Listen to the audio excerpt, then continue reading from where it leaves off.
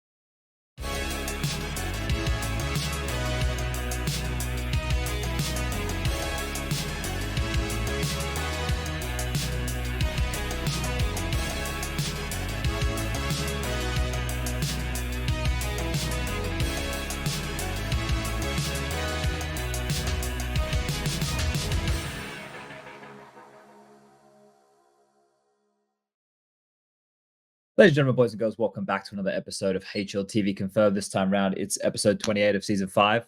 Maybe we'll get to season 6 eventually. This might be like the longest one yet. It tends to happen like freak anime series and stuff. I don't know if that's true. Hopefully, maybe. Someone will know. Anyway, Prof's sick. That's why he's not in these floating head boxes that are going on here. Lucas, does that make your life easier or harder? I don't know. It gives you more time to speak, so... Okay, well, it makes the rest of our lives harder then. All right, well, so we're missing Prof. Striker. Do you have any messages for him while he's probably in chat, just watching away? I mean, yeah, he's just in chat. He's just going to enjoy his time as any ordinary viewer, right? So good for him, I guess. All right, well, he's probably going to be egging us on along this one here. Now, just a quick synopsis of what to expect before I introduce our guest. We're going to be jumping into conversations about IEM Katowice. We just finished the group stage with the play-ins. We obviously got the recent news. Sunny, what's he doing? He's been released from ENCE. Heroic being acquired. And Apex, well, he's back on the Vitality roster. That happened nice and quick. So we'll be talking about all those bits and bobs. And in the hot seat this evening, we have Aleksib from OG. So before we get him going, Lucas, roll the bumper and let's get stuck into it.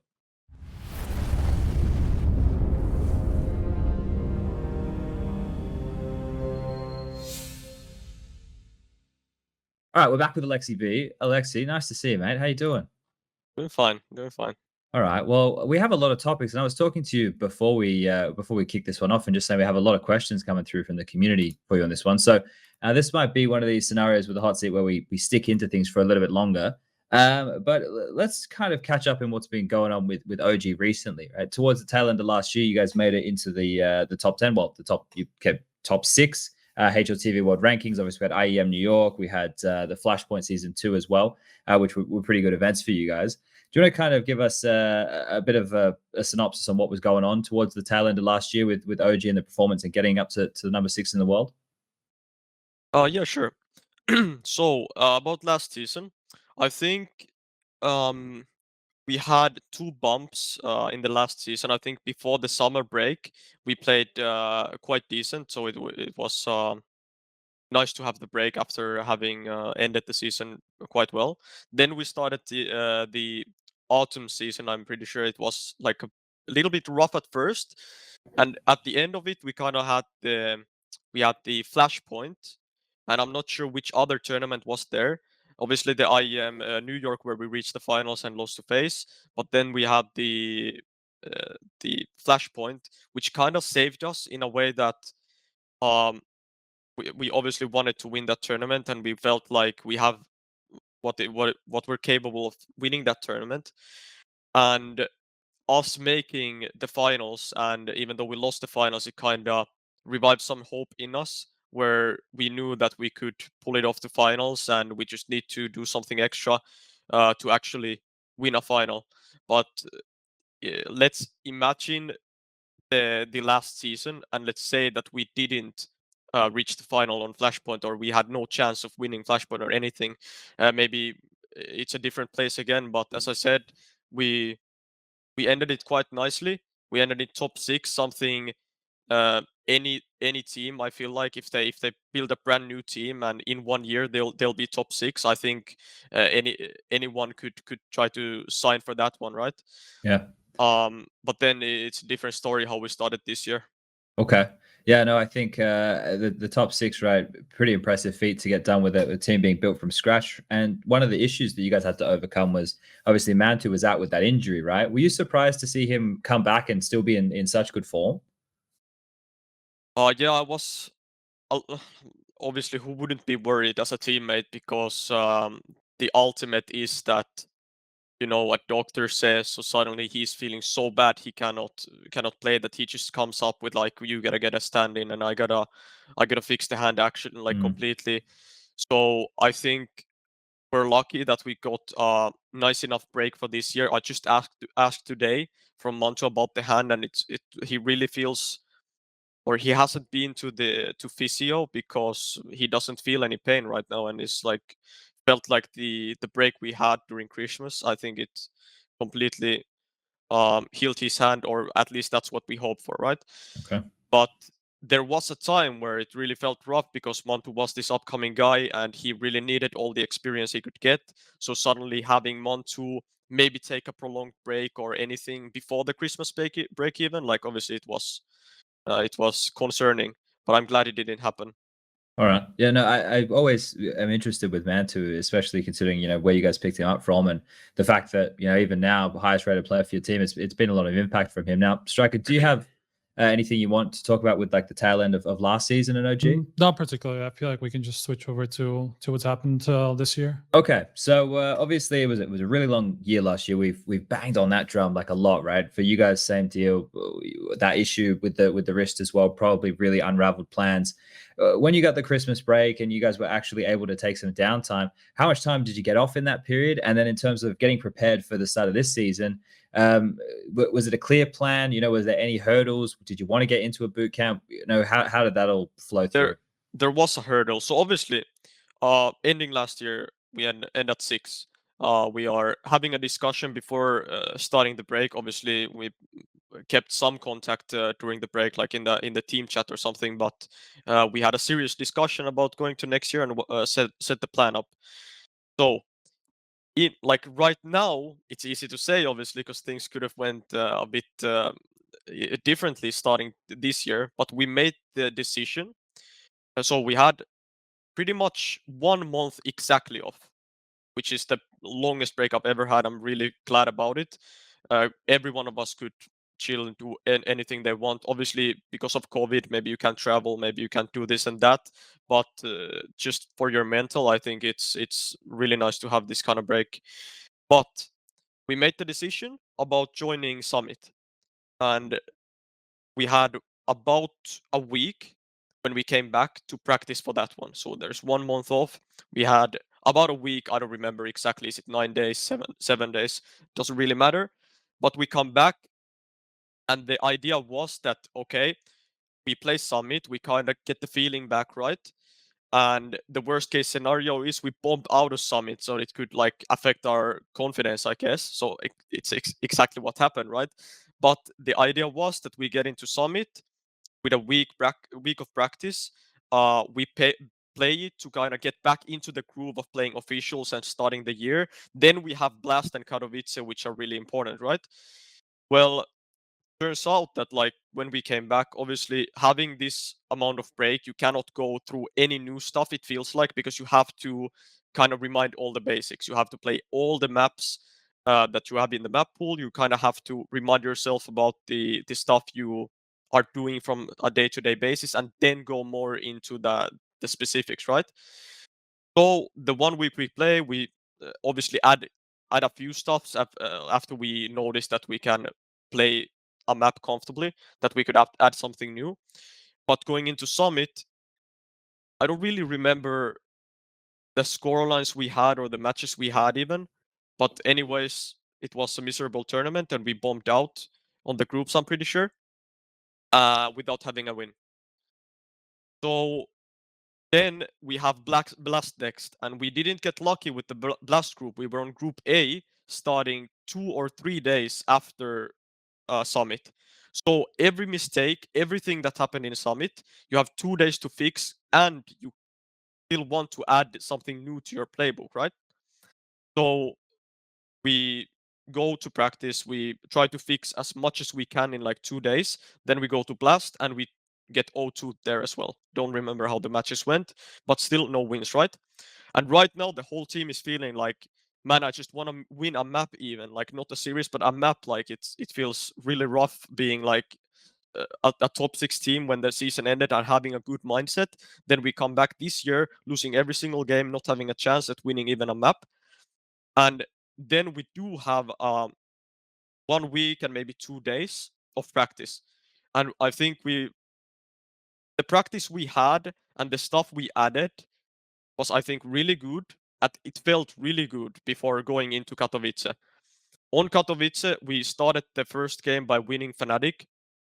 And then we have 2 series that I think both involve 14-16 loss. But anyways, we lose both of the series. Let's say we could have somehow won either one of them, right?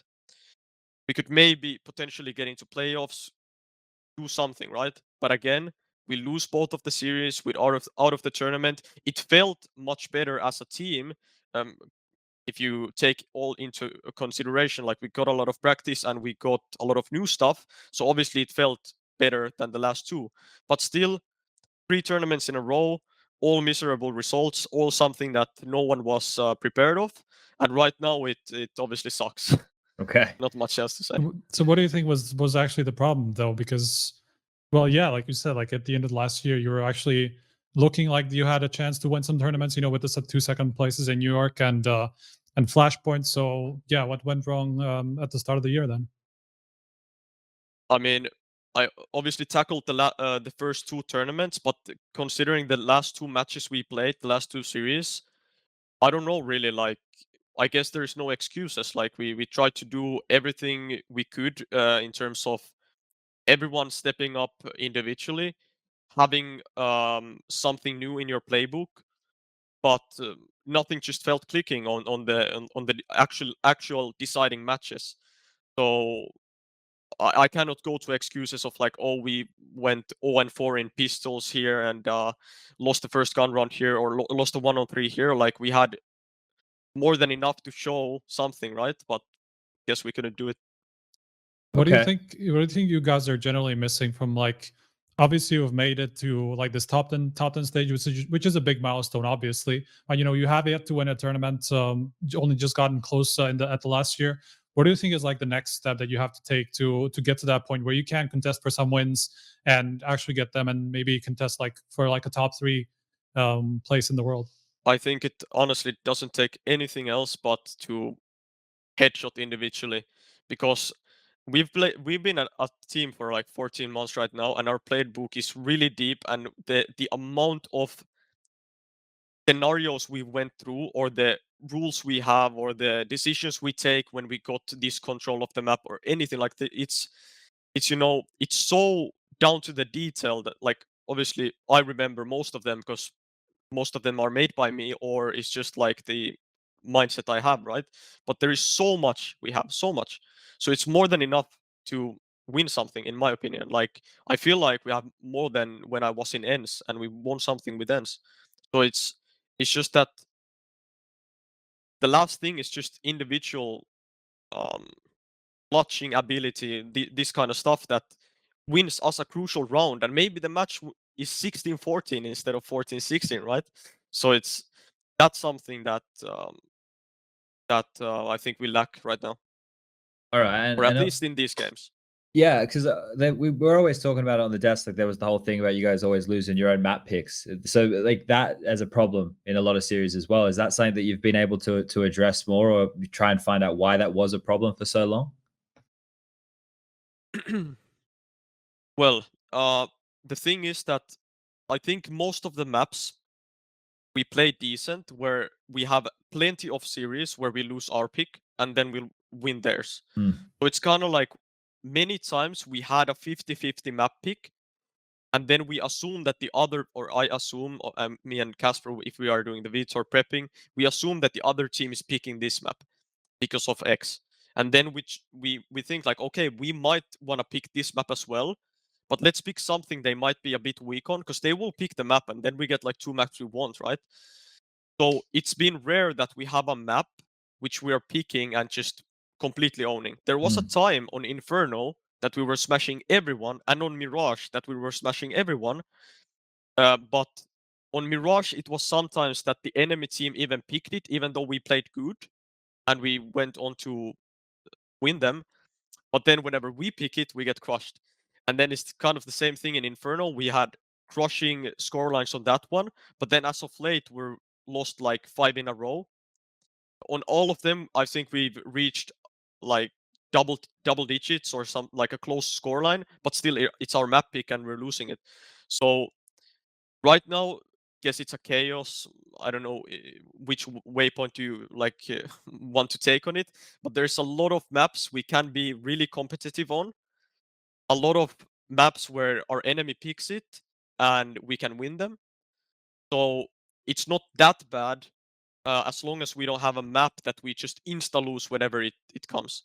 And obviously, there like every team struggles with that kind of problem usually, that they might have a main map and that gets banned, for example, and then they might have a map they struggle a lot in. We have that kind of maps sometimes as well. Right now, heading like before we started Katowice, it felt like we're really comfortable on every map. All right. And I think, you know, this is like, I'm not sure how much attention you pay to this or not, but there's a bit of community noise about ISSAA as a player on the team, because right now people are sitting there, they're saying, you know, OG, they've been a team for this long, they haven't won anything yet, they're falling off now, it's time for a change, right? So ISSAA's the one that's been put in the crosshairs here. Do you think he gets a bit of unfair flack, or do you think, you know, he's hampered more than others because of his ping in the online era with where he's living and everything like that?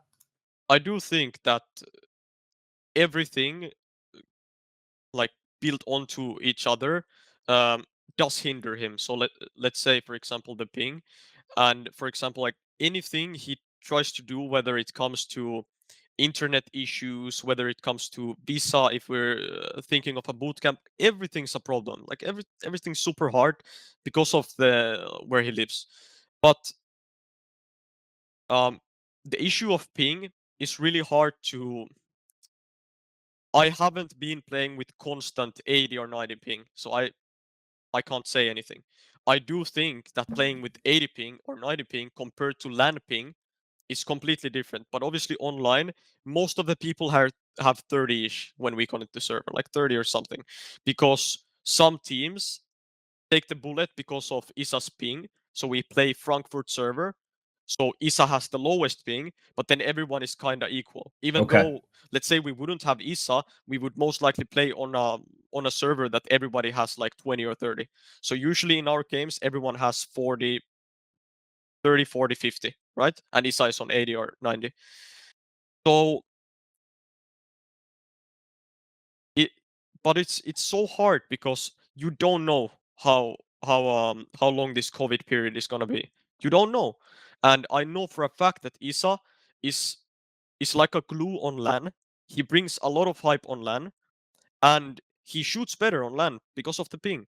It's it's kind of like this effect where, let's say I'm playing on the 144 monitor and I go and buy a 240.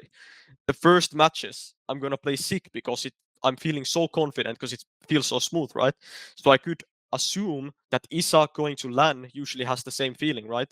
That like finally I'm not handicapped, you know? So I do think that this online period has bring ISSAA down by quite a margin, and it's really unfortunate. All right. And I think what we could do is maybe sandwich that in with a bit of a discussion about the 6-man rosters, because as you said, we don't know how long this is going to go on for. I know that the TOs are trying to get us back to LAN. There's a lot of problems with that. Things are constantly changing still. Has there been any thought from you or the OG camp? You had a chat with ruggah or any of the management about maybe bringing in a sixth man? Is that something that you've seen like Vitality doing that has interested you at all? We haven't thought about it too much yet, and I hope you guys understand also that we just bombed out of Katowice, and we took the next day off, and today we had team talks, and we're just like having individual talks and team talks and every every kind of talks there is. But the thing is that we just bombed out of a tournament we had high hopes in. We practiced really hard for it. So right now we have like period where we're having a lot of discussions. Most likely what you just said is something that we'll bring up. But Okay. it's just to say that I don't have exact answers, but all I'm saying is that we are doing discussions right now to figure things out. All right. I want to ask just go for in connection with, I guess this is kind of the same topic, but I just wanted to ask, since I don't really know much about OG as an organization. I mean, you guys only came in obviously this, I mean, at the end of 2019, so the organization has not really been around too much. I just wanted to ask about kind of the structure that is behind it, because I know at the start it was like a lot of the top people were involved with Seb and those guys. How has it been lately evolving in that aspect, like getting things like a psychologist, some of the stuff that a lot of the top teams have now? How much of this do you have access to? Let's say that we would ask for a psychologist, for example. I'm pretty sure it could be arranged straight up because of OG's Dota team having a psychologist when they were in LAN and this type of stuff. Obviously during COVID, it really it would mean I'm not sure. Obviously, you could have online discussions and this type of stuff. I'm sure everything could be arranged, but it's something that no one in the team pretty much has been asking for. But since we're at where we're right now, maybe it's something we should also look into. It's just that the place we're at right now isn't optimal at all, and it's something that again we thought that we would not be in considering last year. So it's just that I guess everything you guys suggest also here is something we take into consideration. Okay. Just one more thing. Is there a possibility for you guys to just bring everybody together as well, like for a longer period of time, as we see, teams like Vitality doing and stuff like that?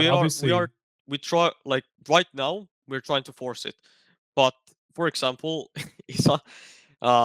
just what happened today was that OG is in Lisbon, right?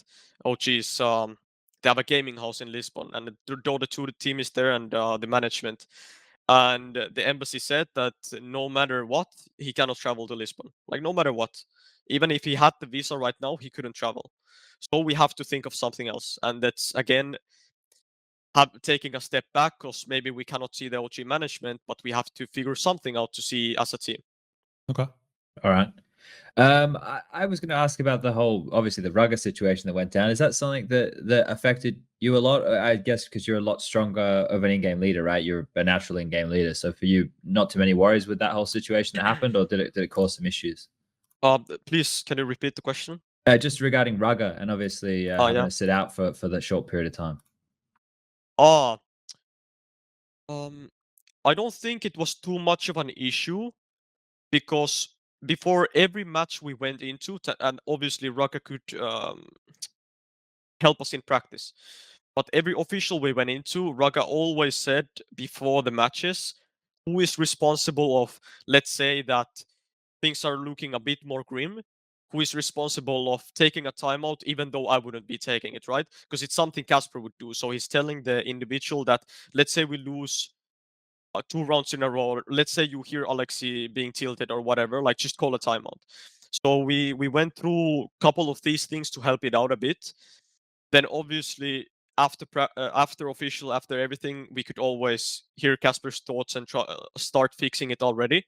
But it does hinder you a lot because if you've heard at all, a lot of teams right now have started the trend of publishing in-game comps, right? Mm.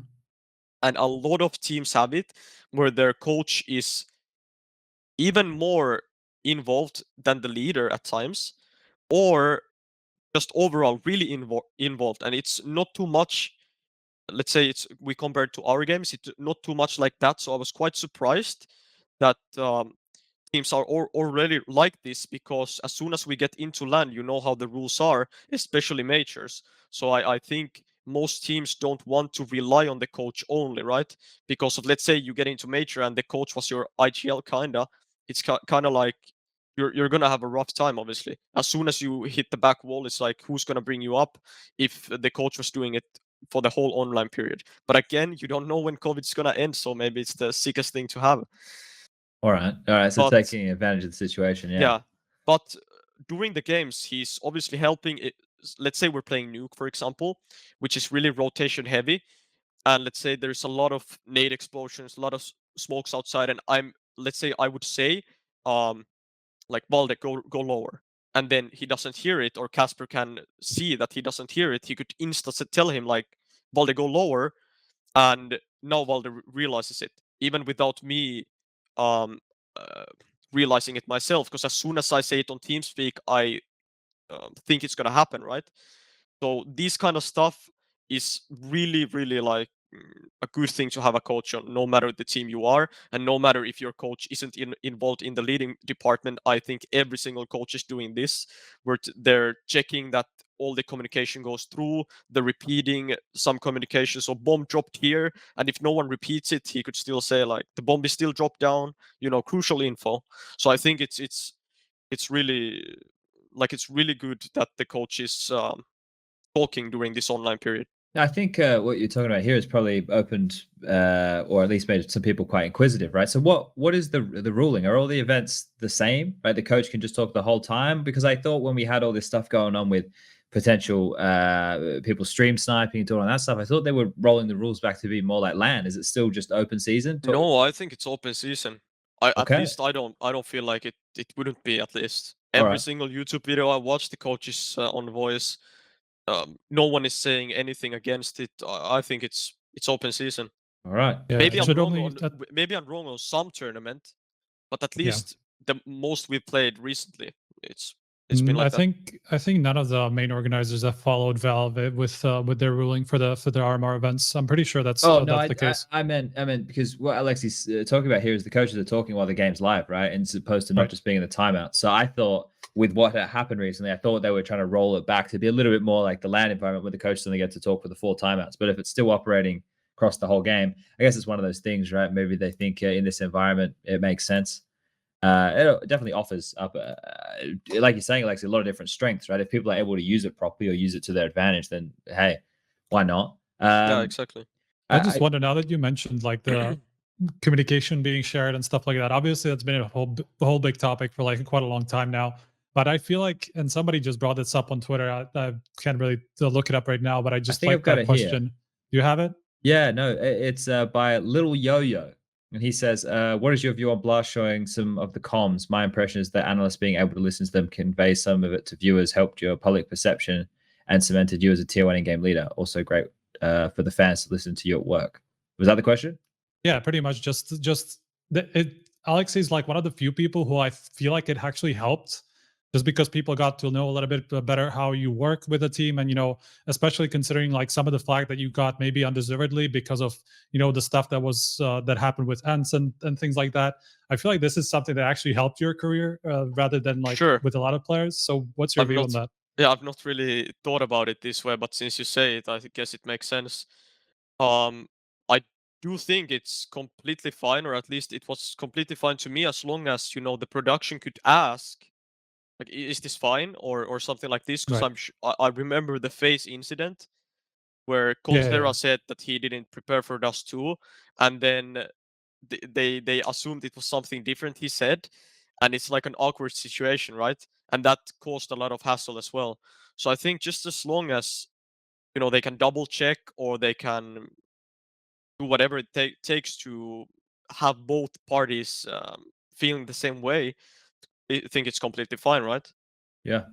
Yeah, I think that a lot of the issues is what is traditionally people working in production, right, for these events, maybe not super hardcore Counter-Strike players, and there's like this whole learning curve with it as well. And then as there's so many hurdles with it, but I think if we can get to the point, I think Blast have been doing a good job of it, where you know, as you mentioned, it's something that doesn't cross the line. You guys are happy with it. The community love that kind of stuff. It's great for people like doing our jobs, as we can comment and we can clearly see or hear, you know, what's going on and what's being called. And then instead of us going, hey, that was a silly play, we can be like, hey, that's why they did that, right? Because a lot of the stuff gets misconveyed, or the people, when they're watching, they're only getting what the observer's watching. So any more insight that we get, especially with you, I remember when you guys were playing and we got to see that micromanaging when they're on that retake, like it just does, it gives people at home that little look in. And I think this is the thing that it can be so enticing about Counter-Strike, is that little look into behind the curtain of what the pro teams are doing. You get any of that, that's how you draw more people in, because they can be interested and see what it's all about. It's not just people running around clicking mouse one, you know.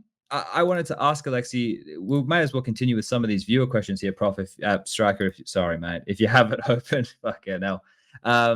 But I wanted to ask, we watch you play and you have these games from time to time where you just pop off, right? And every decision you make seems to be the right one, and you're picking up an AWP and you're filling all these gaps. And when you're just really vibing on the game, is that through you just doing like a lot of prep, or when you're calling, everything's going right, so then you can anticipate the next moves?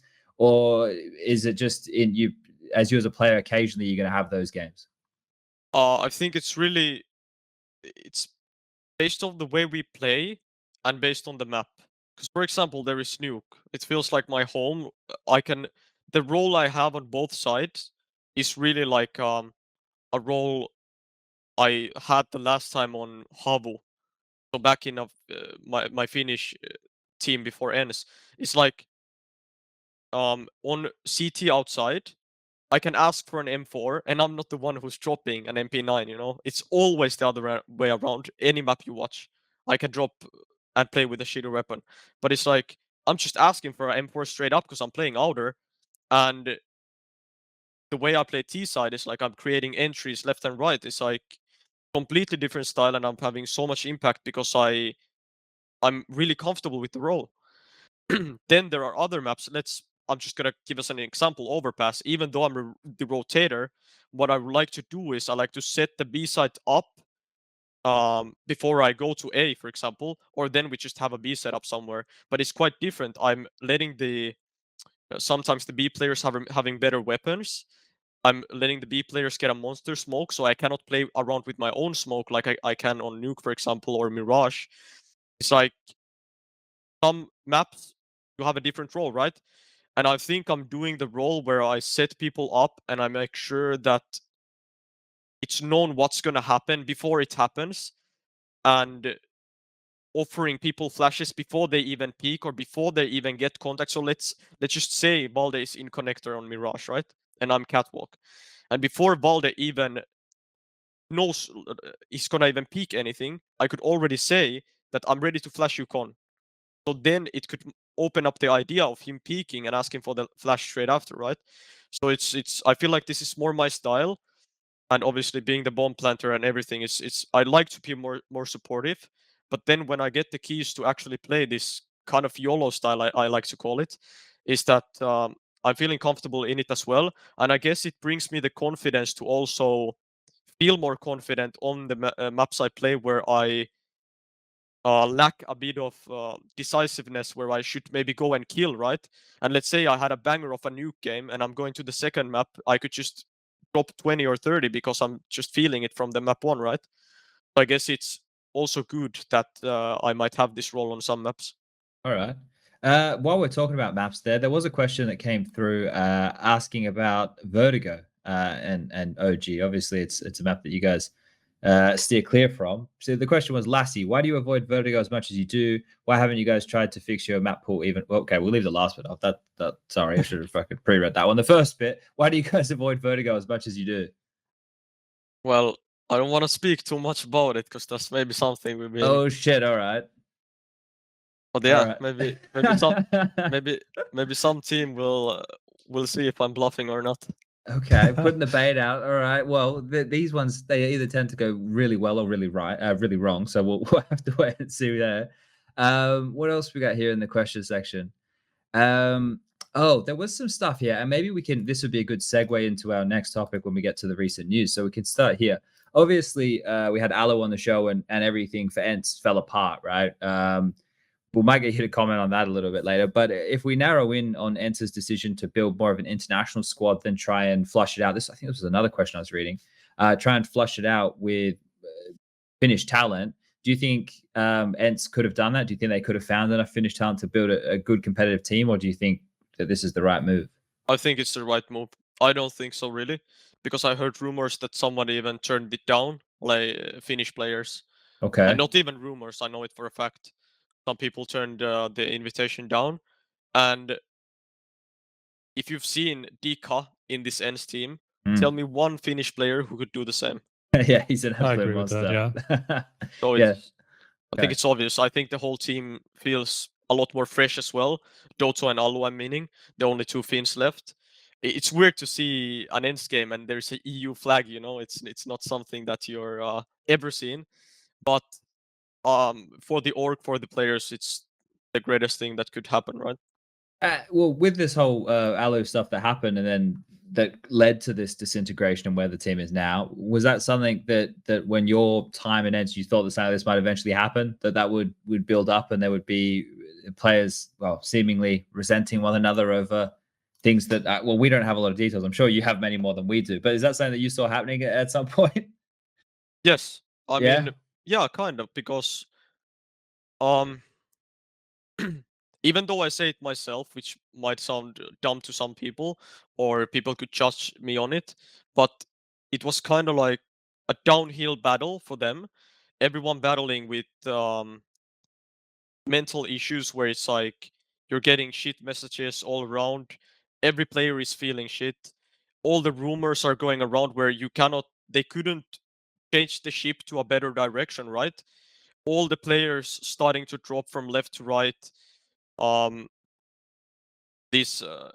last HLTV Confirmed podcast, obviously the stuff that was behind that one, all of these things combined, I don't think it gives the best impression to anyone, right? But I mean, if I'm honest, most likely ENCE didn't contact every single Finnish player, right? They maybe had a handful, which they thought that picking them up, they could still have a chance at top 20, top 15, maybe top 10. But it's not like they were, gonna ask anyone. It was a handful of players, and I could be wrong on some people, but I know for a fact that some didn't want to join. And I think it's just based on everything that's happened, right? All right. Yeah. Okay. Striker, do you have anything more here? Do you want to move into recent news? And we're going to ask Aleksib more questions as we move along. I feel like we can move on. All right, Lucas, let's get into the recent news, mate.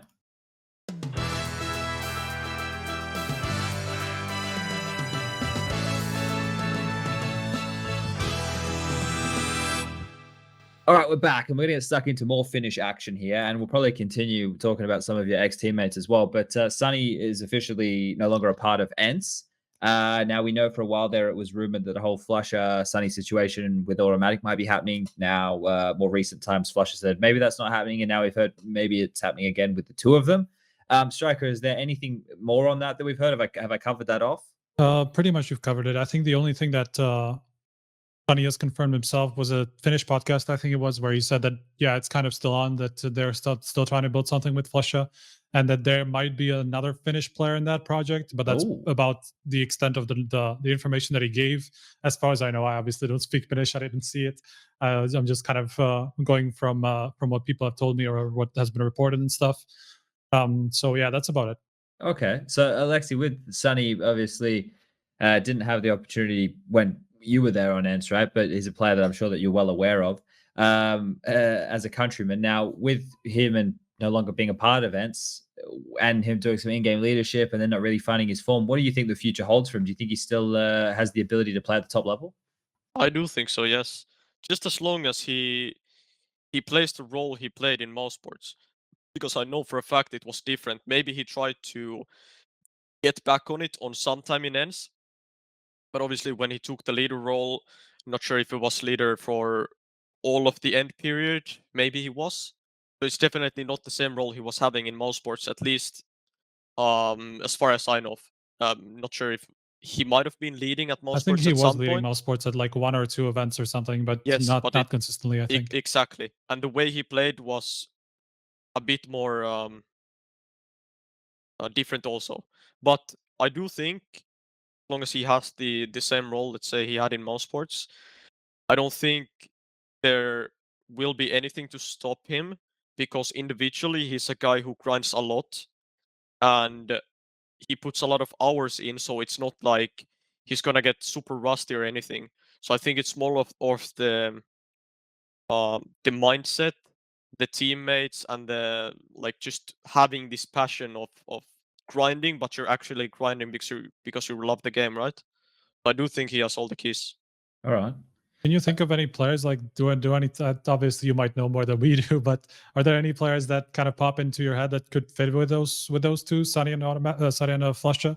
We were kind of thinking about, obviously it kind of needs like a newer generation of players to join them, maybe like some up and comers. I'm gonna say I'm not gonna say too many comments about it. Maybe I know a thing or two, but considering the experience, I think some talent is obvious, right? If you would build this team, right, and you know it would be Sunny and Flusha, you would most likely put a talent in there or someone that could learn a thing from these guys and could potentially be really good in 6 months, right? Okay. Yeah. Well, I guess that's one we have to wait and see. We're not quite sure how that whole project's going to be shaping up. I was going to ask a question about like Sergey and Yampy, but I guess that's pretty much, they're done for the time being, unless there's something we've missed. Yampy's over to Valorant, and Sergey is meant to be on a military service. I wonder how that's going with the whole Rona situation at the moment. Probably not the easiest. It's not the easiest, because I think it's you're there for a couple weeks always, and then you're a week off or something.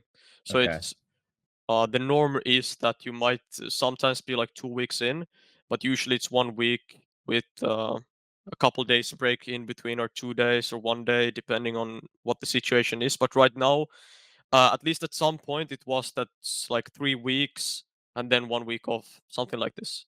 So Was it's it maybe a bit tougher. with Sergey going to like actually leaving the team and saying I'd rather go do military service? Was that something like with the person that you know him to be? Did that come as a shock to you, or is he the type of guy who you could see going and doing something like that? Actually, was the type of guy I could see. When I heard of it, I wasn't like, Shocked. yeah, I wasn't shocked. I was like, this is something that could happen, because I played with him back in Havu, and he took a break. He took a competitive break from all of DS That's until right. Yeah. ENCE was built again. And it's just the way he is. I just feel like it could be definitely something he just decides to do. So, because Okay. he's kind of a guy, like if he doesn't care, then he doesn't care. Like some people say, I don't care, but they actually care, right? But Sergey is different. It's like if he doesn't care, he doesn't do it. All right. Yeah, I guess that's why he always looked like he was so bloody ice cold. The kid. He never. Well, he smiled a couple of times. It's like JKS occasionally, as you catch a rare glimpse every now and again. All right. Do you have any other Finnish stuff here, Striker? Have we? I think we've got most of it. Not really. No. Yeah. All right. Now we're going to move on talking about Heroic. This is news that kind of popped into my feed, and I didn't really look into it too much, Striker. So what am I missing here? I mean, what What's do you want to Heroic? know? I guess. Yeah, it's just they got bought out. They got bought out by a Norwegian company. Oh, Yeah. And that's they got some investment from I don't know what's to go into PUBG, and then they wanted to spread into CS as well, and so they just solved it by acquiring Heroic, right? They're still Heroic though, right? They haven't changed they're the not name. changing names or anything like that. It's still, I think it's still like the CEO, the original CEO of Heroic is still like a, I don't know what his title is, but some sort of a leadership position in that organization still. So I guess it's not really much of a change apart from like new owners. All right. Well, this is pretty easy news to skim over, I suppose. That's like second or third page of the newspaper. We'll just keep going. We'll talk about the return of Apex to Vitality. Now, this one here, Aleksib, when you saw him, get the statement come out and just how long it was from Vitality, and then now he's back so quickly, did you think it was going to be that quick of a turnaround? well, it's kind of funny because I believe it was day after we played practice and Apex was playing. I was like, what? Well, But he wasn't then, even playing a match on the day, I think. yeah, Like I The don't first know. match in Blast, I think the first match in Blast he played, and then it came like 2 days. Yeah, but it's like 2 hours, it's, whatever. yeah, but it's obvious that it was serious. I'm not underlining that even a bit, but I just know it wasn't like he just came online the day they played against us and he just played, right? So he played a bit before that, but all I'm saying is there was a reason behind it. I don't know what. I don't want to say anything, but all I just know is that it was just a short break and maybe something he really needed. So I don't know what's behind that, and I don't want to get involved with that one. Yeah, Yeah. I think it's just obvious that it was kind of like something sudden happening that he needed to deal with, and that's Yeah, it. And for that, sure, something. Yeah, that's everything points to that, and nothing else being really behind it. and I'm Yeah. glad because I think his vitality is just so weird without him. I Yeah. love it. Love seeing him at the cameras. Yeah, what do you make of him being such like an emotional guy like that? Do you think it's cool to see someone when they're Yeah, so I invested? definitely think it's cool, and I think Apex once told me something about he hears it's like I'm one of the only ones that kind of likes the fact that he's like this, because some people are saying like he's over the top or he's this and that, too emotional. But I remember back in assembly, the Finnish LAN like 2050 or something, 15 or something. Apex was playing, and I was a complete noob back then, and I just admired everyone who was playing the pro games. And bro, the way he played, I said it. I said this on another interview. It was with Dorin, but the way he speaks the game with his hands, you know, after he's dead, he's something completely different what you've not seen. And as soon as I saw that, I was like, oh well, like I just want to be involved with something like this, you know. And I guess as a teammate on LAN, it's really obviously not.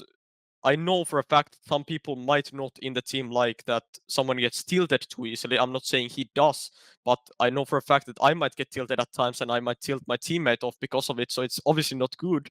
But there is the other side where you're playing really well and someone is like this next to you. Let's say you haven't been woken up already, but this guy is gonna wake you up, right? Yeah, I think because Apex is of the old breed, right? That's what you're saying, and that's how it used to be back when I was doing it as well. It used to just be standing up, yelling like a bunch of dumb gorillas, right? Like it Yeah. used to be ridiculous stuff. I remember one of my early lands. It was like 2013 MSI beta, and the setup was you were facing your opponent, right? Like they're on the desk on that side. Yeah. And we're versing like Chinese teams, and we're winning these rounds, and we're hammering these guys, and we're standing up, we're yelling at them and shit. Like obviously friendly banter, nothing too crazy, but a lot of that is lost. And that's why I like the blast setup. Did you guys like the blast setup where you could like see this is ancient history now, but where you had that, that was fun. That was fun. Yeah, that was really fun. I mean, there was a lot of banter included, but I could see a team like taking it really serious, you know, and just like not even having a banter, just like trash talking them, kinda. I think it's sick the way they did it, and I think they will do it at the future too. Yeah, I hope they do because there's like there's a Semphis story that goes around. From Katowice? Yeah, that one. I know. We need to get Semphis on just to tell that story. I don't know if you've heard this one. I was Aleksib, literally but behind him when he was doing it. it was so good. Do you want to tell it, Striker? Well, yeah, it was just like I think it was against Kenny's team, which against the was French. Recursive at the time. Maybe I'm not sure. I don't remember if he was playing with. Maybe it was Titan. It was one of the. I think it might have been Titan, yeah, because Katowice. Kaylee was there as well. I feel like so it might have been Titan. But yeah, he was just basically they were playing against each other. This was Complexity, I think, at the time still. Yeah. And Semphis was just standing up and yelling at Kenny to look into his eyes and shit like that. It was just so much fun, man, to look at that stuff. There was a whole thing he was doing. It was Clan Mystic and GMX was on there you go. him. He's going GMX, look into my eyes, GMX, and just like yelling shit as the fucking game's going like that. It was some really funny shit, and they wouldn't look at him. What I wanted to say was like I not sure is this actually true, but like from watching some of the YouTube videos where you see live footage, you could assume it might be true. I've heard these talks obviously being around Natu, Lurpis, these guys, Natu, Sunny, everyone. It's like back then on 1.6 they played some tournament and they just decided not to join TeamSpeak. Okay. They yelled the comms, you know. They're playing next to each other. They have headphones that are not like this that block everything. They had like some headphones back then. Some I don't remember what was the norm back then, but anyhow, you could hear something through, and they just played with without TeamSpeak, just yelling everything, completely throwing off the enemy team, and like I guess hyping up your own team because like, everyone has to yell literally to hear anything, and I guess I could someone in the Finnish community could confirm this if it's actually true, and if it's not, at least on the YouTube clips and some things I've seen, it's like they are completely yelling. So Yeah. even though if you would be on TeamSpeak, people would be yelling still. Yeah, it used to be I know Wild this happened West. with. I think this happened with Taz, where they just like I don't know lost connection to the TeamSpeak server. Yeah, I think they in the just middle of don't a round, join and they back. just started yelling at Yeah. each other because that's the only way that they could hear each other. It was pretty funny. All right, this has been a nice one. Let's move into Katowice. We need to run a little bit of an ad here. So Lucas, run that ad, and then we'll get into talking about IEM Katowice.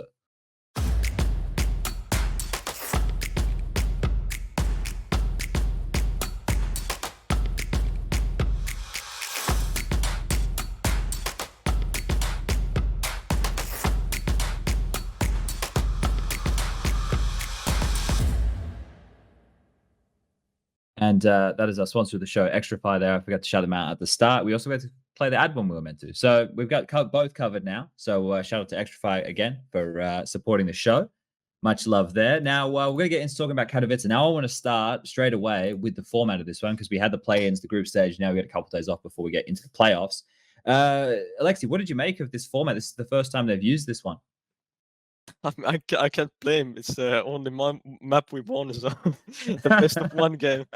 So, I think I mean, you we beat have Cloud9 in a players. series as well. Yeah, best of 3 on Cloud9. Oh yeah, sorry. MBK went massive on Dust 2. True. There are players who like it. There are players who don't. I disliked it with my whole heart when I played in ENCE, because every best of one on the tournament we always lose. Then we go to lower bracket. The first map we lose, and then we win it 2-1, and then we start to run by like lower bracket usually, and being a map down, and then we start to actually play, and then we play great. And so the best of ones didn't suit us in back in ENCE. I felt like, at least, maybe I could be wrong if I see the statistics or something, but it felt to me that our map pool is really good, that we could like win against everyone. So I didn't want to get upset in best of one. So I just preferred best of threes. But right now, I guess being played so many series, so many best of three, so many 5-hour games. Every one of our matches are super tight, goes to the distance. Every time it's 5 hours or something. So as a change, having this one game we played on Overpass against Fnatic was just game started, game ended. Okay, your day is off right now. So it felt weird, and it felt nice because every other game is 3 or 5 hours. So I guess it's really good to have somewhere, but let's say it would be the biggest tournament of the year or a major. I really don't like it that much, but some tournaments completely fine. I mean, we played the charity tournament, which was MR12, and that felt okayish. If, let's say, one tournament decides to play MR12, I'm completely fine with it, and the others, or the top tier 1 tournaments, would always be kind of like preferring best of threes and having double elim and this type of stuff. So I don't mind changing, but this is just my mindset. Sure. I think it's also important to like look at how long a tournament is and how that fits, just because obviously if you have like a week to play through an entire tournament, some best of threes are fine, but you just don't have that much time. Maybe you have to force a team to play 2 best of threes in a day and stuff like that. Then it becomes a little bit weird. I can probably like the logic that I'm not 100% on this, so don't quote me on it. But from talking with the ESL people, what I tend to understand with something like this is the reason that they've separated. Yeah, you have your play-ins and then you have your group stage as well.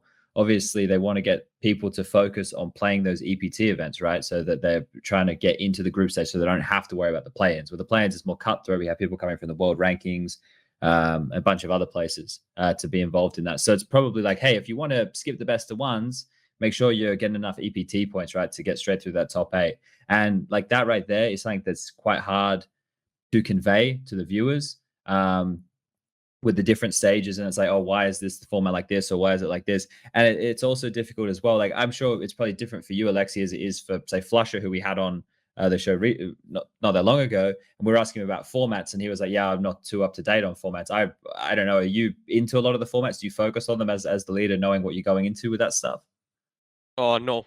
Okay, so No. no one looks at formats. It must have been me. I must have been the only player who was looking at formats and rules and stuff.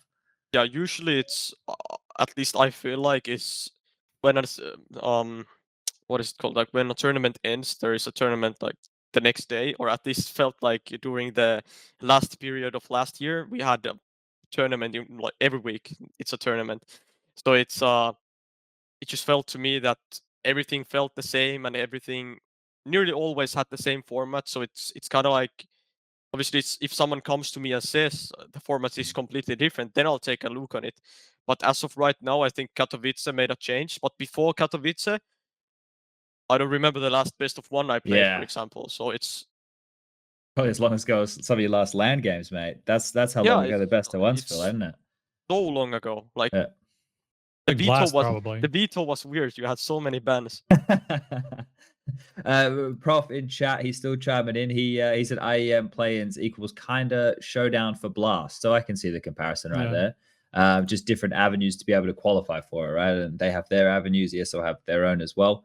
From a viewer standpoint, Striker, did you like it? Did you think condensing all that down? Because we're talking A, B, and C games. I'm not even going to get started on the quality of some of the stuff that was coming out on those Sure. first couple of days. But from a format standpoint, there was so much to watch. Yeah, I mean, in terms It's a of good problem to have, right? yeah, if we're yeah, that's for sure. Like the multiple games going on at the same time, that was definitely rough just because there was so much to choose from and it was just difficult to keep up with everything. So I don't really have, even now, like a couple of days later, when I think back to it, I don't actually have like a super good understanding of how every team did just because of this issue, that it was just impossible to follow everything. And that's pretty much my only problem with it. Other than that, I feel like it's kind of nice to have a change, and it was important that they still didn't go out on a best of one. You know, that they still, it was only the first round, and then you still had plenty of a chance to win the next best of threes. So I think that was fun, and it just makes sense. You know, when you have like 24 teams in a tournament, essentially, then it's fine if like the first stage is shorter. Yeah, there's some stuff here that we need to consider, right? Because this is the way I look at it, right? We have so many TOs who want to run tournaments, and we only have so many weeks. And it's quite clear the only way that you're going to be able to make it so that a tournament doesn't take up an entire month, like Katowice with all these teams, you have to condense it and you have to do A, B, and C streams, right? Like that's probably the only way. You're kind of like the Olympics, I think I said to Petter when we were chatting about it in our little group. Like you're going from match to match and you're trying to catch little bits and pieces, and it is very difficult to keep up with the keys, like every single detail, right? So even as an analyst or a caster or watching demos as players trying to keep up with all the different movements, you're not going to be able to do it within the realms of one tournament. But now we go into playoffs, obviously we get this 4-day break. But before we get there, let's dig into the results of the play-ins. We'll cover over some of this here and see if we had too many surprises. Lucas, I'm going to whack you this link, bring that up for everybody at home, and we can go through the play-in. So obviously there was 8 teams who made it from the original 16, went to the main group stage. We covered off the teams last time we were here. There was some interesting matches. Was there anything that stuck out to you, Striker, or any matches that you really enjoyed? Because here from the notes from Prof, we're talking about mouz and NIP with their performances. So maybe we can focus in there. mousesports on debut with Dexter. How'd you feel about that? That was definitely that's I tried to focus on them the most just because they were like the newest team on the out of them all, and it was definitely clear that they just haven't had enough time to play together. Like there was so many big gaps, like clear miscommunication and stuff like that, where they just weren't sure what everybody's doing. Like some of these situations where that were just awkward. Clearly, just because they haven't had the time to perfect all the plays that they've had and stuff, and they had to improvise on the fly, and so it wasn't a big surprise to see them fail, to be honest, considering this. And I feel like people should just refrain from judging them too harshly on this, just simply because of that. Because I feel like they had something like a week only to play together, and that is just too little time to get a new in-game leader into a team and just try to actually put together some results. I mean, definitely considering the man you're placing, right? Yeah. That's big for sure. shoes Just to fill. try to hop on karrigan's shoes after 1 week and after playing on a whole different continent and everything's different, right? So you gotta give them some slack. And it's just, even if you like copy just their strats just for the sake of, you know, actually doing something at this particular tournament, like it's still, he has a different calling style and stuff like that. There's just going to be a lot of issues from the beginning. So it's just this is just one that's going to need some time before we actually see the results from it. Dexter had some games where he started pretty slow, but then towards Yeah, the that's tail end true. of the series, he was not doing terribly, right? So he's has to adjust as well to European CS. With this mouse sports roster, Aleksib, and obviously you're an in-game leader of an international team. How long do you think it's going to take someone like Dexter to be able to first acclimatize, and then second of all, be able to get whatever system he wants in place? Do you think it's going to be a couple months before we see what mouse sports really have? Well, considering that he obviously doesn't need to change the language he's speaking or anything, so he can completely understand how understand other players and speak the same language, etc., etc. So that's obviously something that goes into his favor. Second thing is, I think, as far as I heard, maybe it was some jokes as well, but it's like every single call out is different, like completely different, like some Aussie call outs. Yeah. So it's gonna take some time till he adjusts. The same thing happened to me. Obviously, having to call everything in English is another thing, but just the call out, right?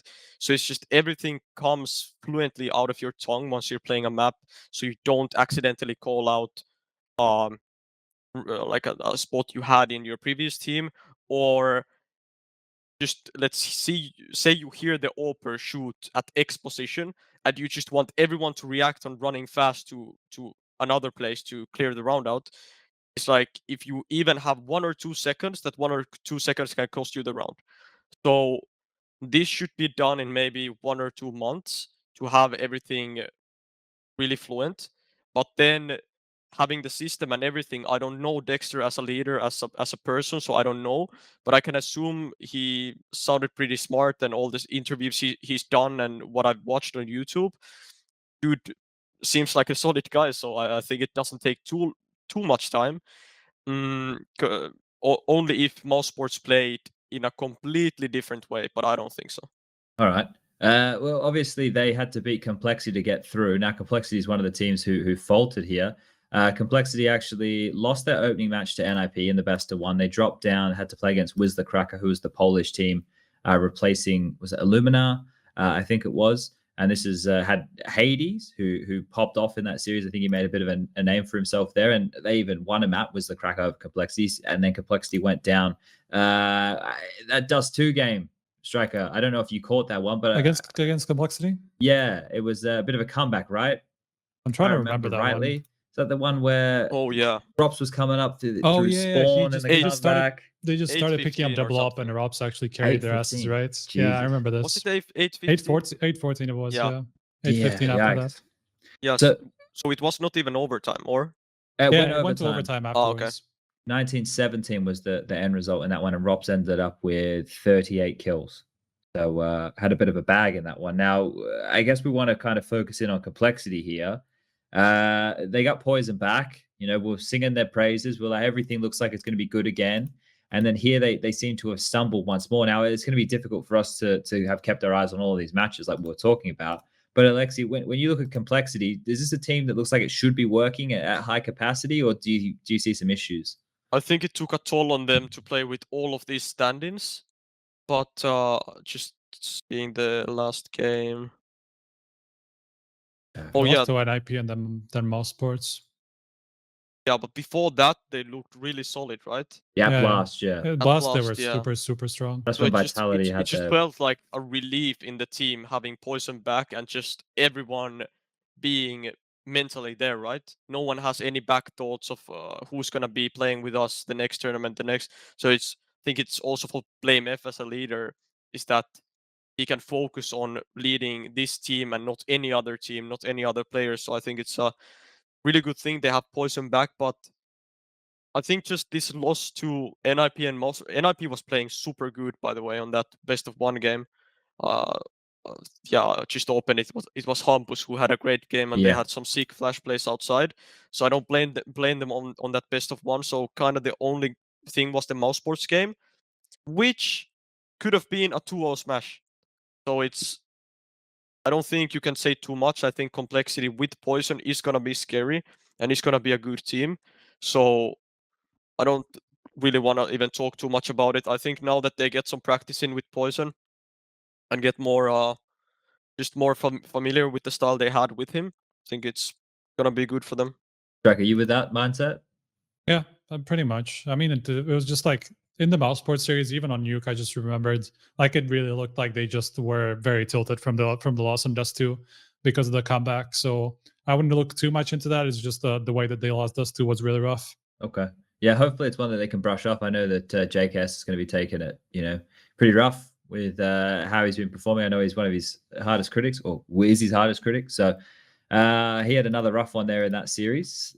So we'll see what happens with Complexity going forward. But we were just talking about NIP, and Aleksib, you said that that game you're talking about Hampus. Obviously, the next series they played against Virtus Pro, Bubzkji on Overpass went absolutely fucking bonkers. Let me just bring this one up. That game was wild. Bubzkji in the first half, what did he have on Overpass? 26 kills in the first half of Overpass on T side. What are you making of these boys, right? Brought in ZTR. They've obviously got rid of Twist recently. You had much practice against them with the new boy? Oh, wait. Which game was it? It was the VP game which they won. Yeah. Yeah. Because I'm losing at the one they lost. Yeah. Okay, it's the one they won, the previous one. Overpass and Dust 2 in the play-ins, yeah. Yeah, in the play-ins. So your question was about Bubzkji? Yeah, no, just like the team in general, right? Because there's obviously a lot of skill here, and they had a good showing. But yeah, what do you think of them overall? I feel like, I don't know. I just feel like when I watch their team, it's like 5 individuals, right? And this ZTR guy seems fine, seems someone who might have really good potential. But I guess their whole team is like, I feel everyone is quite young. Everyone has a career ahead of them. So I'm just thinking, can they pull it off with this type of players like Gambit is doing right now, where everyone is young, everyone is hitting every one tap there is, just left and right, playing awesome. And VP even, aren't they have quite of a young team also, right? Yeah, they're pretty young across the board here. Yeah, so it's I think 21. Hobbit is the only one who's actually kind of like on the older side. Yeah, NIP is kind of the same. We're not talking. I don't know. I just mixed up two teams I'm together. with that. SANJIing's 23, so they're pretty young. Yeah. So all of these teams are like really young players, all having a career ahead of them. But with NIP, I'm just thinking, when they have this type of day, right, or someone is having this type of performance, they could 2-0 anyone, but then they lost 2-0 to VP again, and they lost 2-0 to Furia. So I'm just thinking maybe Twist was a guy with more experience. I'm not sure what his role was in the team, but I'm just thinking, like, do they need one guy with a bit more experience to glue people together, to not have as many variables, so to say? So if everyone is like, I'll get an M4 and I'll just frag out, at some point it'll feel that there is no consistency, right? But you can be so wrong about these teams, because there are examples that gives you really young players and they're just playing all around good CS. So I don't really know. I don't really know what to say about NIP. I think they have some times where they can play super sick, and they have times where they can not play as good. Okay. Because there's another way to say it. I think their performances has been, now that I think about it, kind of like we do at times. We might play really sick, then we might play really bad as well. Yeah, it's weird because I know coming out of the player break last year, right, coming into the tail end of the season, I think there's a lot of hype around NIP teams were saying that they were really good in prac, and then they disappointed. And spoke to Threat on an interview, and he was talking about preparing for the events and how he didn't prepare for what the season was going to be, and he prepared for one event specifically, and then the next one things didn't kind of work out. Now that he's just got all these youngsters, Twist was the oldest. Rez has been at NIP since 2017 at Oakland, I think. So he's been there a while now. But it's kind of like Threat has. It's for me, NIP now. Obviously, Get Right's gone, Forest is gone. It's all taken some time, but with Twist gone, it now just feels like Threat is completely in control. Right, the fact that they could just get rid of Twist, bring in this youngster from the academy team. This really feels like the direction. Threat call all the shots, have a strong in-game leader in there of Hampus, and see how much they can get out of these young kids. And is this another one you think though, Aleksib, we have to put in the too soon basket? It feels like there's a lot of teams here. Yeah, because now that I think about it, I think, and having seen some I'm not sure if you could call it statistics, but I think Threat is doing a really good job with the team. And now that I think about it, obviously this guy is the ZTR guy, 17 years old it seems. Not sure what he's been doing before joining this team right now, but it's way too early to judge this guy at least. And I think if this guy ends up being like a sick guy, or just the team starts feel maybe he's taking a role on some map that another player gets enabled. I don't know yet, so I guess it's too early. Okay. I think we've seen that he can peak pretty high. It's just like he hasn't really been showing it consistently. So maybe there's something there for sure. He did have a couple of good rounds, right? Obviously against Astralis, there was that round in Pit. There was one he had on Inferno as well the other day, where positioned himself well against an arch wrap through sorry, a smoke. but is it the final decision? Is he staying? Nobody really knows. Yeah. It's a bit murky. There was a tweet from NIP, but then they said it was something about it being a joke, and this was more with the naming of the players. Because then you don't really know. Because then you could also assume that he might be like temporary fit.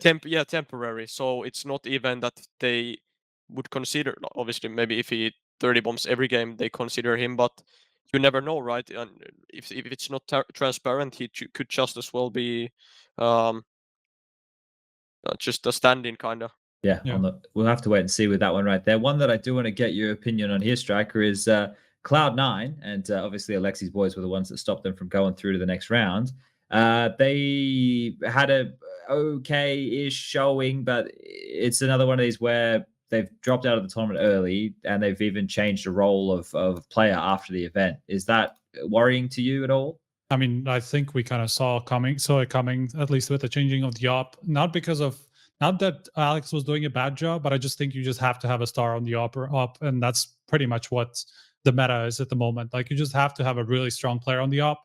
And as any game leader, I don't think it's necessarily the combination that usually works. So I kind of like this change of direction. I'm not sure how it's going to affect the rest of the team, just because obviously ISSAA was kind of like the entry, and now they're just going to have to switch things around. I guess they have the players for it. Like, they have enough aggression on that team for sure to make up for that. So I think it's just something that I think we even talked about it, that we kind of see happening somewhere down the line. So I think this was just a long time coming.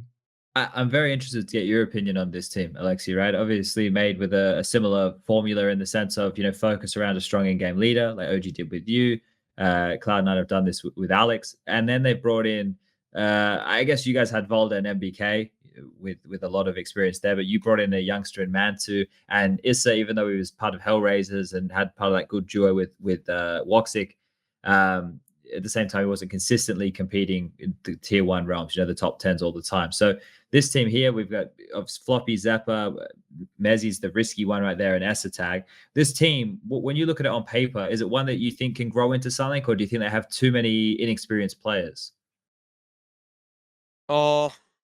It's kind of weird to say, because right now when you see all these other contenders, it's really hard to place them before some of these teams that we're looking at right now. But I think that having STAC oping instead of Alex is gonna be better, and not because Alex will be bad with the op. I just think that when he can be at the pack, getting map control, doing plays with the M4, playing different overall, so he has way more better mid-round calls, and that's something he's been comfortable, right? Because if you look at it, you could be having a Fallen type of guy who's always been oping and always been leading, so he knows the routines, he knows everything down to the last detail. But having Alex, who didn't op all of his career, it's a new thing, right? So I think it will give them and Alex as a leader more comfortable feeling and more comfortable games, where he's playing with the rifle, and S-Tag is not sure about their dynamic. Like, is S-Tag maybe second calling a bit even, or is he helping at all? But if not, then S-Tag can fully focus on oping, and I've heard that he's decent with the op, so it can work out. So I think this change of having S-Tag op instead of Alex will be better, but the question if they can be like a really, really good team, I don't know. Okay, might be too early again. What do we got here? We got the CIS teams. Let's focus in on this for a second, because we're flying through this one. Obviously, if you missed it, there's a bit of a CIS revolution going on right now within the Counter-Strike world, ladies and gentlemen. 4 teams are in the top 6 of Katowice from the CIS, and you can see here, I don't know if Lucas still has this up on screen, but Spirit got in first over Big. We had Gambit over Mousebot to the win, NIP over VP, Liquid got over OG, then OG over Cloud9 to qualify for the next stage, VP over Renegades. We had mouz over Complexity and Big over MIBR. So I think we've covered off on the main ones. Fanatics one, maybe we'll touch on if we have some time later. But let's keep moving. So these CIS teams, boys, we always knew there was a lot of talent. And we even, I think, was it last week's show, Striker, maybe even the week before, we were saying they were coming. You know, we could definitely see this.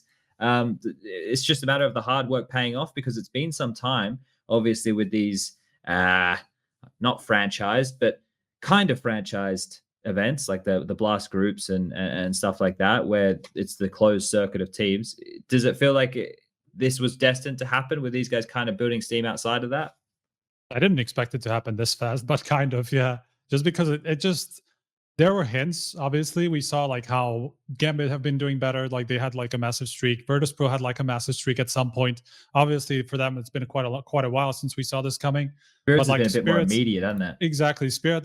It was very sudden, just after the Dexter edition, basically, and they just all boomed in Katowice all at the same time, and it's just pretty incredible how quickly they made it work with essentially you, at least in terms of Spirit with a new player. So it's just, yeah, that's impressive as hell to me. But there's just so much skill, right, Aleksib? Like we can go through these 3 names and I can just list off just a handful of players, right, from the 3 teams. Like I was just watching as well. It's bonkers, man. You just go for Gambit, you go Shiro, Axial, and then Hobbit's fucking getting it done. Then you look at Spirit, you're looking at Mia, Dexter, Magix is fucking popping off. You move over to VP, Jay and Buster kick at Yakinda. You got SANJIing down there doing. SANJIing right now has to be in line for #1 support player. Surely, with the amount of shit that guy is doing, still he has to be one of the most selfless players at the moment. What's going on with all this skill, Aleksib? This is crazy. I don't know, man. The question is that can they pull all of this on LAN? Because when we weren't on the online period, which teams in obviously Navi, but which other teams were there? VP, I guess, in a way, or were they? They had this really hard like down period, right? Yeah. So it's like all of these teams have came up now. So all of these teams also are waiting to prove it on LAN, right? Whereas there's a lot of teams that already kind of proved themselves on LAN, or a lot of players. So Vitality and Navi and all Simple, Cybus, everyone like knows how they are on LAN, right? But I'm eager to see this Shiro guy, for example, this Dexter guy, Mir. We already know Mir, but the dude has taken such levels up from the previous Mir we saw like a lot of maybe 2 years ago or something. The dude is insane right now. But I know they all grind a lot because whenever I open FPL stream, I can see most of these names playing, but they're insane, and I don't know what. Like someone tweeted, I think it was Clave tweeted that can they chill a bit or something. What do you think it is about the playstyle though? Because do you see similarities with these teams in the way they approach the game? Yes, I see it. Maybe Navi is the backbone of how this game started, so really slow, you know. Yeah. But bro, they are the sickest team in my opinion about. Okay, so hear me out. Usually when you join a pug, your teammates always flame about Russians rushing on you, okay? But these guys play the slowest CS, and whatever you try to do, they're holding still. They're still holding you. Like, we all know how Navi plays, but if you take a look at how Gambit plays, for example, like I remember some practices on Dust 2 where it's 30 seconds on the clock. I'm just making this up, but almost 30 seconds. And I'm on CT side. And then I'm starting to push mid doors for info. And Shiro kills me from T-base. It's not... Obviously, I just made it up. But all I'm saying is they're playing really calm and collected. And smart CS. Okay. Do you think that's the key, Striker, to what we're seeing out of this? Hear me out. I just want to say one more thing. Also, the similar thing I guess Simple doesn't do it as much, and I'm speaking of saving, but Jamie and Shiro, they have almost the same style. Bro, both of the survival rate these dudes have, every practice we play, or every official match I watch, is 15 rounds with an AWP. Like, they spawn in pistol round with an AWP. They just have one AWP every round. Whenever I'm on base and there's been some sloppy rounds, I'm like, do you think they have an AWP? I already know the answer. Of course they have an AWP. Like, they have an AWP. So it's insane. Oh, shit. Yeah, I guess that's the big help of Sanji over there for VP. Now, Striker, we're looking at this, right? We're talking about all these names. We're talking about their style. That's great to hear Alexi's take on that right there. But how can they all be doing it at the same time? Like, it doesn't really make sense. This has to, the only way this is possible is with the online era. They wouldn't have had these opportunities otherwise, right? I mean, they also only just started like very recently. Like Virtus Pro, it took quite a long time. It was basically kind of like a delayed onset of the Kinder edition, basically. Yeah, that I once feel Buster like made the came back, difference. because Buster went for a Yeah. break when Kinder joined, right? But it was very. I know. I think it was very close that they joined, but it doesn't really matter. I feel like they just needed a bit of time to get used to this edition, and then just blew up. But it's just the other two teams, right? Gambit, I think, have been on the rise for a really long time. Like, they've been steadily climbing from like this, top 50 team that you just sometimes hear about in like some of these lower tier tournaments, that they actually have like, who's this Shiro guy? He's actually looking pretty good. And then like 5 months later, they're like in the top 30, starting to show up against some of these more known names. And now they're here, right? They're like in the precipice of top 15 or whatever. They're actually in the playoffs with Katowice, right? It's obviously kind of like blew up very recently, but with Gambit, at least I saw it coming, just because I saw the progression, right? It's just the Spirit one that is definitely a big surprise, just because it literally just took one change and it just immediately blew up. We didn't even talk about the 16-1 over Astralis, yeah, did we? That was mental. The fact that Dexter in that round gets so close to winning that clutch against Vegas as well, I was like, oh man, that would have been absolutely mental. That's crazy, man. It wasn't even like there's 16-1s and there's 16-1s, right? There are some matches where it's like 16-5, but it was actually a lot of close rounds and stuff like that. It's just like a lot of clutch scenarios. This was not the case. Like, Astralis got destroyed the first like 10 rounds or something, and then they had maybe like 2 relatively close ones, and that's it. Like, they had a chance in like 2 out of the 17, maybe 3 with the pistol round out of the 17 rounds that they played. It was insane. I wonder if they were nervous, the Astralis players, because they've never lost 16-0. Yeah, if I remember the tweet correctly. Yeah, that's right. They never did. 16-1 to North at that DreamHack event was their worst loss, right? That was Duster as well, I'm pretty sure. Okay, so we can pivot. We can pivot here. The one thing that really stands out to me, I just want to hash on this before we move forward and talking about Liquid and Fallen. But Shiro's clutching. Like, I'm trying to think. What's he got? 14 in the last week. If you combine the last 2. I just watched the compilation video about the clutches as well. What do you make of it? They're not easy clutches. Okay. He won some 1-on-2 USB clutches where he just one taps. It looks smooth as fuck. Yeah. But obviously there might be some rounds where it's like many players would win in the scenario. So let's say you know where the last player is, but he doesn't know where you're coming from, so you obviously have the advantage. But there are the clutch against Kadian, where Kadian kills a guy small pit, tries to get cover from bike and jumps for info, and Shiro just flicks his head off. So he's pulling off insane clutches as well. So it's not like, it's kind of SANJIing stylish, where I feel like SANJIing has an insane amount, like, ratio on clutches, right? And he can win them with the USB, with sometimes with a rifle, sometimes with an AWP, and it's like left and right clutching. But for Shiro, as I said, I'm just eager to see that is he gonna consistently pull these things off, because he's looking so solid that you have to consider him soon to some really sick teams, All right, yeah. Or thinking that Gambit doesn't fall apart or anything, because they can reach heights of their own. Well, Axial was another one that I know a couple of years ago when he went up to the Gambit main squad for an event that they had in Malta as well. And I think it was it Peter who tweeted something? Striker, maybe you remember. I think it was like 2019. It was like Shiro's 1-on-4 against Tricked with like Borup and Hunden and stuff. I think I don't it was. remember. But that's the first time I remember really like hearing about Shiro. And then we did him at that CIS minor for Berlin And I got to watch a little bit more of him there. And like, yeah, it has just been a steady growth, right? He's been off the radar, competing in the realms of the tier 3s, tier 2s, and now they've just feels like they made that massive jump up. There was like when Zeus retired, I think there was like a discussion about whether Shiro could go to Navi as well at the time. So that was like the Jesus. earliest where there could have been a move for him even, and that's like a year and a half ago now. Yeah, that's a long time ago. Wow. All right. Well, maybe it's better this way. You know, we've seen the players get plucked and then they, don't do so great. Then they fall off to obscurity. This is a nice, gentle climb for Shiro. Now, we're going to talk about Liquid. They've obviously put Fallen in an in-game leadership role, of course. If we didn't realize that one was going to happen at some point in time, and they actually are able to get straight through to the semifinals. Now that Navi game, Striker, was probably one of the most exciting games of Counter-Strike in a while. Yeah. What do you that result alone means a lot, but how were Liquid looking to you? It seems like it's night and day from events so far. Blast initially was okay, then the groups wasn't so good, and now this is all right. Well, it's better than all right. Yeah, for sure. I'm not even sure what I would pin it down to because Fallen wasn't playing particularly well.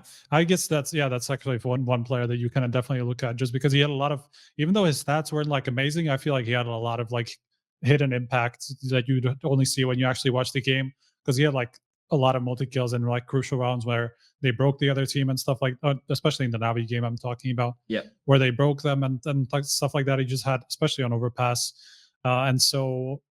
Yeah, that's the only thing that I can tell at this point, just because from a leadership perspective or anything, I don't feel like they changed a whole lot. I feel like they're calling the same stuff. Yeah, I kind of want to, when I ask you about this, Alexi, I don't want to get you to sink in too much about the players and stuff, because I've asked you a lot of those things, but more so this Liquid roster with what you've seen, and now they're in the semis, in the same side of the bracket as Virtus and Astralis, right? Those two teams have to play off. Do you think that Liquid can beat either of those teams? Well, fuck it. Either of those teams, do you think Liquid have enough to go all the way in this one? I think not, because of the fact that now that they've played some, they don't have enough time to have a deep enough strat book for Fallen to maybe call out on or understand if he. I guess they're doing the most they can do, but I just feel like now that teams have more games to watch, how they play, how they approach a map, and they don't have enough time to get too deep on it.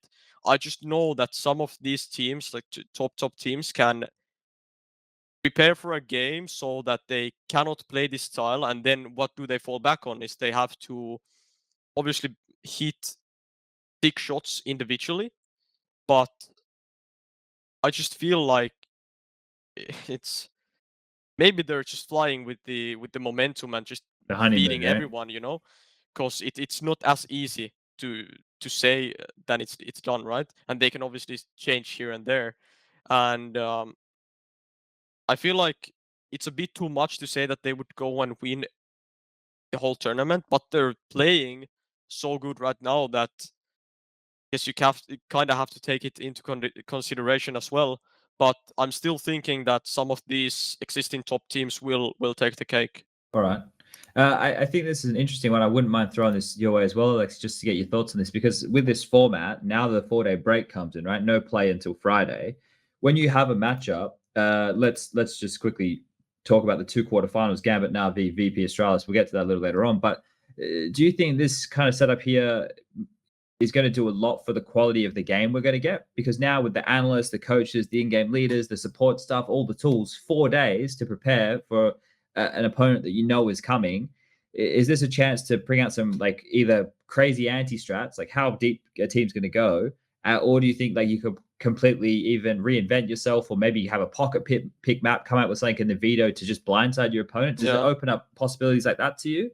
Now that I think about it, since you said this, I kind of forgot about the 4-day break. Is that then I think you could give the edge to Liquid because of the potential that right now in these days they might do stuff that looks completely different than what they've been on looking, right, and the team they're facing might just get completely caught off guard, or Liquid is just going with the flow and going with what's working and not changing, not overthinking, and they're just gonna try to beat it that way. But that's the thing, you don't know, so it's gonna be hard for whoever faces Liquid, I feel like.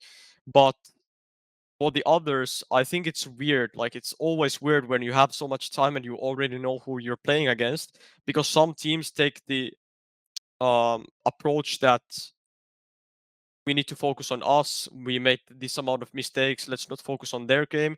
Some teams might go with the flow that let's just completely try to anti-strat or anti-strat one map, which is our pick, or the map that they're gonna 100% gonna pick. We need to somehow anti-strat them because we suck on the map or something like this, right? So there are many ways, and I don't have the matchups right now in front of me, but Gambit just- Navi and Virtus Pro Astralis in quarters. ooh, Gambit Navi. Okay, Yeah. then I think not sure about anti-stratting, but I guess it's kinda, because I know for a fact Simple is gonna take Shiro into treatment. I feel like, and Shiro is out there to kind of defend himself, right? But I just feel like Simple is not gonna lose lightly. So it's gonna be I think that's the match to watch really, because both of those teams are playing insane. That's a cool storyline. It's like Simple and the next generation. Yeah, it's going kind of like Big toe-to-toe. Brother, you know? Yeah. Yeah. All right. Now we're talking about Astralis, and Bubzkji hasn't shown his head. Striker, you think we're going to see it in the playoffs? Bubzkji, I don't think so. No, you think the project might be on hiatus? Yeah, I don't know. I don't know whether there's any sort of plan going forward, but I feel like the reversion of Nuke, where he's going back and Zipex is going back instead. I feel like that was also a long time coming, just because Bubzkji actually wasn't playing well at all on the nukes that they played with him, and their record wasn't very impressive as well. Yeah. And so I feel like it just didn't really make sense, right? Why would you replace like probably a better player when your results haven't even improved and the roles are essentially the same, right? So that was kind of my take on it. I just saw we even talked about it, I think, like a month ago at the start of this year when we were talking about like how long does it take Astralis to go back, and so now no surprise there. But they made some changes, right? So like Nuke, they moved Zipex away from ramp, the top side, and Oh, then yeah, moved that's true, Magus actually. over to ramp. So I think ramp as a position is probably one that's changing in modern Nuke. Would you say, Aleksib, there's a lot more aggression through that avenue now? Can you just repeat fast? I wasn't paying attention. No, with ramp on Nuke, for example, we're talking about how Astralis changed Zipex, who's one of the best anchors to top side, and now Magus go over to ramp. You feel in the current meta that it's changing a lot to have more aggression or a secondary AWP or something like that holding that position? Yeah, I think a lot of teams right now also undermine the fact that I feel like every team that plays Nuke are playing mostly decent T sides, really good T sides, and it makes people always feel like Nuke is fully like so CT sided map and whatnot, but so many teams right now play a sick T side, so maybe some teams also are doing changes because they think they should be having this amount of CT rounds or whatever. But I guess you never know because what is happening in the Astralis camp right now. But you could, if I think about it this way, so Dipex was the original ramp player. Mm-hmm. Then they lost a couple games. Then they brought Bubzkji into ramp. And now you said that Zipex came back in but moved away from ramp, right? Yeah. So maybe it just was a position for Zipex that he didn't feel comfortable on, and then Magix is a guy who's saying like I can play anything, and then they just made the change because they're also thinking about the future, right? So they're also thinking ahead 1 or 2 events where Zipex will learn how to play this and Magix will learn how to play that, and suddenly they might look really solid. What do you feel about Astralis not having the strong map pool that they used to anymore, right? It feels like we don't know what their home maps are. Inferno and Nuke don't seem to be their go-tos anymore. A lot of teams are even picking or trying to pick those maps into them. It just happens that teams eventually have to refresh their map pools. With Astralis, it's not. It's a different topic, I feel like, because with Astralis, you have to take into consideration that these guys have been dominating for so long that it's about time that they have some flaws, right? So obviously the online period I think hinders them the most because they have the confidence of getting like 4 majors or some ridiculous stuff, and they feel completely different on LAN, I could assume, and they have really good communication to help back that up. But I don't know. It's weird to think about, and you never know the right answer. So just not gonna talk too much about it. Okay, that's a safe way to go. What do you got, Striker? It seems like they're going into Dust 2. They even picked Train the other day. That was their first time in like 6 or 7 games. They had picked Train. I think ISSAA was on the team when Astralis last picked it. Like, it feels like they're trying to work it out as they're going at the moment. You getting that vibe? Yeah, and it was also like we also kind of saw a return of like pistol round Yeah, success from that's true. They Astralis. got a couple. Apart from the series against Spirit, where they literally only won the one that saved them from a 16-0, Yeah. which was just like pretty much pointless, right? Just for honor, basically. And so yeah, that's pretty much all I got. I'm not entirely sure why they're so insecure about their map pool. I guess that's what you can take away from this. Yeah, okay. Yeah, I guess if you're getting punished on maps, you're messing around with a 6-man. You obviously had the 2 guys in the middle of the year step out. You had Yugi come in, Snappy come. It's been a mess, right? So they're probably still just trying to work out where they're at. I loved the celebration after Spirit won. I don't know if you guys caught it. They were all holding up signs to the camera with their like Instagram handles and stuff on it. I thought that was really cool because they've come from, well, for us, the hardcore fans, everyone should know that they've been here for a while. But I think for the more casuals, that would have been quite the surprise. Let's keep this one going because we got FaZe Clan to talk about here. Now, we had karrigan step into this team. We know Twister's there now. There's no 6-man Olaf, Coldera, Rain, etc. Brokey. For them, it was, I don't even know what type of event for them. They're saying they're playing with no pressure, and we were talking about the ultimate honeymoon on last week's episode, I think, Striker. Yeah. They didn't live up to that reputation. And people saying, I'm gonna call myself out. As far as I remember, I called them to win. I think you may have said that, yeah. But we were well, it wouldn't be a joke, but we were really taking some pot shots then, right? How do you feel that they went on debut? Are you just this is another one? We just have to go, yeah, okay, it's too early. I mean, I guess pretty much. I actually only saw one of the games, and it was the one against Liquid where they got kind of destroyed. Yeah. And so, like, my view of them is a little bit skewed just because they really did look terrible there. I don't think they had much of a chance in that game ever since like they switched sides on Mirage essentially. And so it's probably just a wait and see as well. It's like I expected FaZe to do well from the start just because of the history with karrigan and like entering new teams and stuff. He's generally been very capable with making things work very early on, and so that's what my thinking was behind them actually having a chance to win this event. Obviously, didn't work out. Could still be down just to the fact that again, this is like an in-game leadership change. He's coming into basically an entirely new team compared to when he was last there. Like this is basically just one of the same players in Rain, and so in that aspect, I guess I understand why they would have a problem.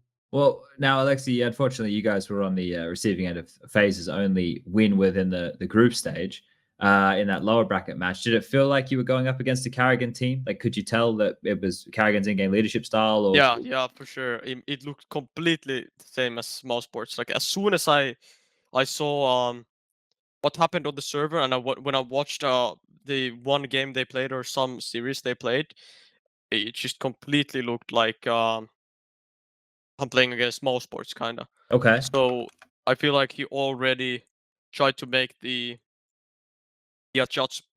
adjustments there, or at least the similarity of strats. Yeah. But yeah, it felt like that at least, and I think he will get his system or the way they think if they already started playing like so.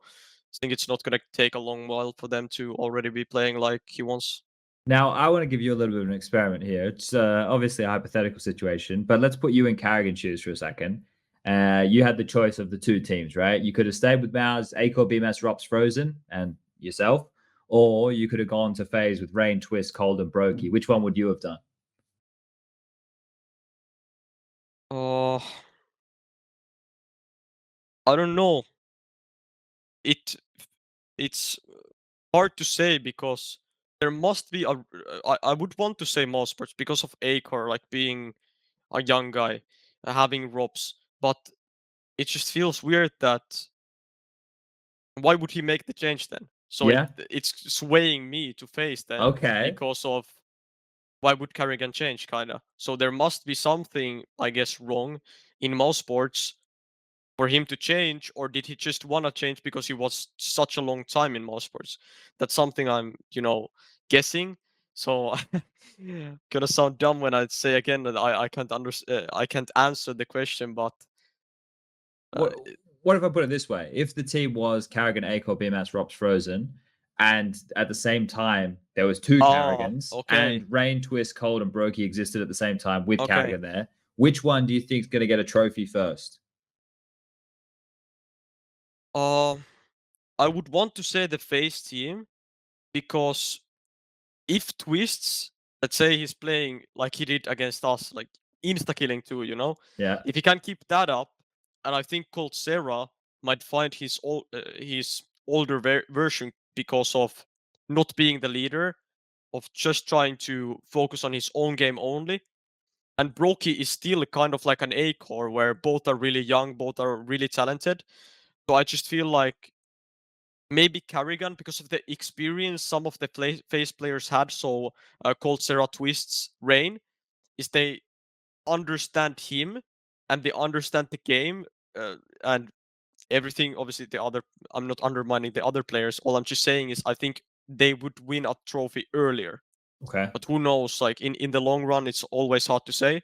But I feel like karrigan with this FaZe roster can do sick. It's very interesting right now with all the international teams, right, Striker? We have so many of them, and this is the talking Yeah. point that you and I have had a lot on the show, right? But if I just list off some of these names right now that are competing in this space with international teams, we have Complexity, we obviously have OG, we're just talking about Mouse Sports, we have FaZe, we have FPX, we have Cloud9. Like, there's some heavy hitters in a lot of these teams, and some of these changes, right? Like, obviously, Chris J's left. Now he's in FPX. It kind of feels like he fits in there, stepping into Crystal's role. Obviously, in-game leadership, something that's new for him. But all of these teams seem like they can be threatening. Is this the most international teams we have that feel like they can compete for top 10 slots? Do you think we're reaching peak international Counter-Strike squads, or we still got a while to go? The only problem I see is that we don't have any, and none of them actually have like a top one potential at this point. That's Okay. kind of like the only thing that I'm looking at, right? Not for no particular reason, of course. Totally isn't Definitely because not of the the bet that- communication, is it? yeah, definitely not because of the bet that I have going on against you. But Dear. that's the only thing that I see. But yeah, in Oh, general, I forgot like G2. Do yeah, we I even guess you count can them? count them in, yeah, as well. Yeah. Well, same shit. Same Yeah. situation.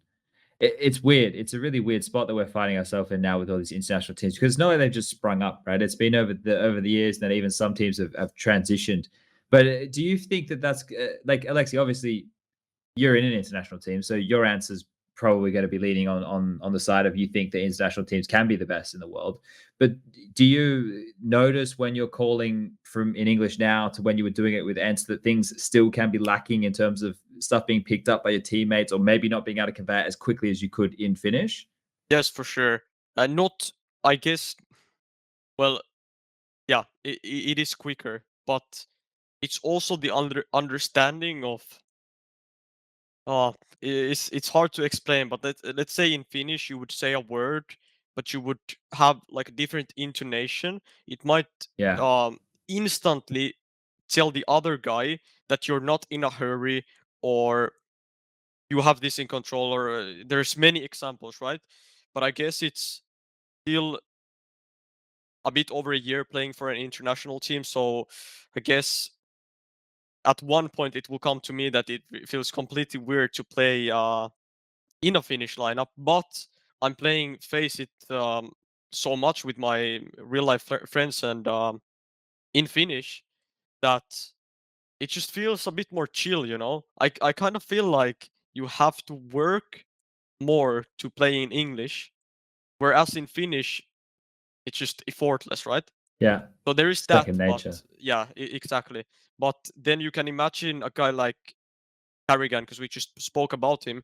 He's been playing international teams for such a long time, so I guess he's already feeling that it's just as effortless, right? So there is something, some fine details, why it would be better, at least communication wise, to be 5 same nationality. But there are other parts and one of them as well is the fact that let's say that you are an international team, and let's say there's you kind of have it in the back of your head that there are more people that could replace you, you know? Sure. So that might make you have a more drive to prove yourself and to have your spot, you know? So I guess there is also that one, and I think it's maybe easier because of that to run international teams because there is a lot of options, right? Sure. Do you think you'll ever return to in-game leading a Finnish team at any point? Is that something you want to do? For sure, yeah. Yeah? It'll happen one point, I'm pretty sure. But you never know. I could say this and play on international team for the rest of my career, but I guess it's something everyone has it in them where they kind of want to have their team on the map. And now that ENCE went to being EU, there is Havo anymore, and I'm not sure if they're even at the top 30 anymore. So it's like you want to be that guy who comes up one day and puts your nation on the map again, right?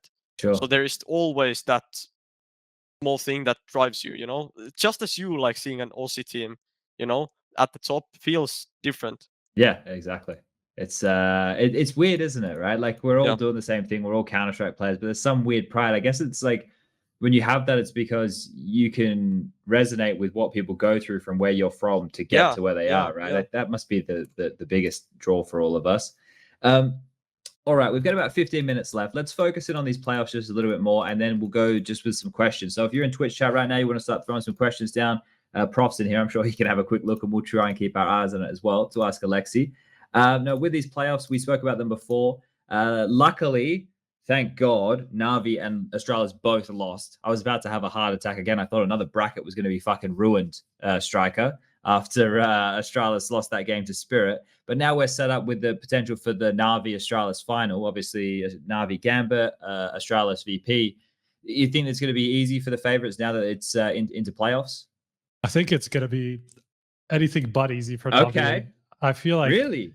Yes, just because they've had a history with the CIS teams, and obviously it's always kind of like a weird matchup for like a lot of these teams, especially it's been in the CIS. I feel like they're just like super random, and for them, I feel like that's going to be the hardest part. I think now even just because they're about to play against Gambit that they've lost to in one of the RMR events. And then Spirit, I feel like they also lost to at one of the RMR events, but they're actually better now. So Yeah. there's definitely a good chance for Spirit.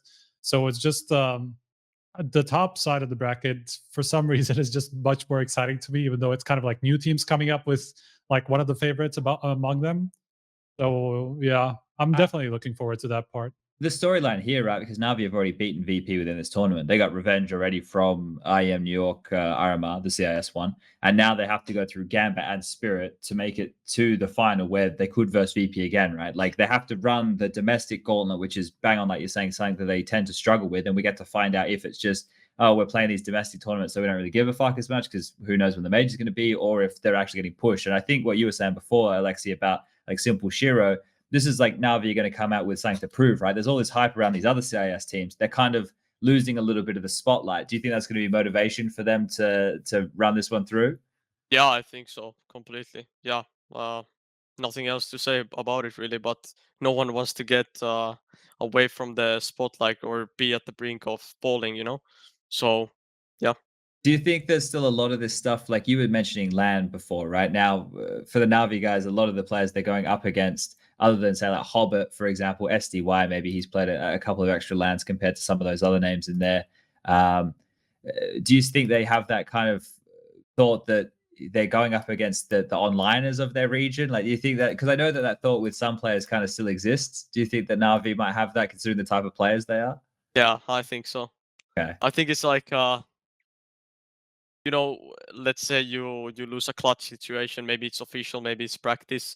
I wouldn't be surprised if they would say something like an onliner or something. But it's kind of a joke as well. It's kind Yeah. of like to get your team to laugh about it or something, to kind of have a easier time. So you know, if you lose a clutch or some shit.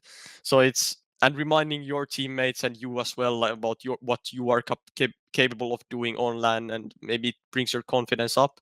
But I think it is because let's say I would play on a Finnish team, and there would be a Finnish team who's never played on LAN, never played on any Finnish LANs, for example, and just coming up to us and beating everyone or whatever. Like I would be the same maybe. Sure. Yeah. No, there's always that little bit of a thought, right?